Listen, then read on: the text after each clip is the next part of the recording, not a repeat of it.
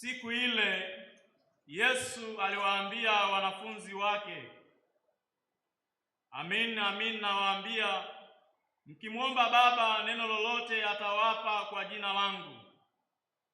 Hata sasa hamkuomba neno kwa jina langu.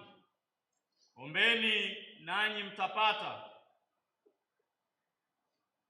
furaha yenu iwe timilifu. Hayo nimesema nanyi kwa mithali. Saa yaja ambayo sitasema nanyi tena kwa mithali, lakini nitawapa wazi wazi habari ya Baba.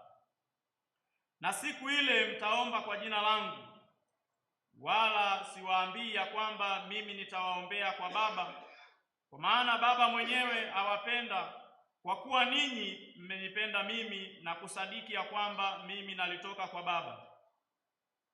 Nalitoka kwa Baba, nami nimekuja hapa ulimwenguni. Tena nauacha ulimwengu na kwenda kwa Baba. Neno la Bwana.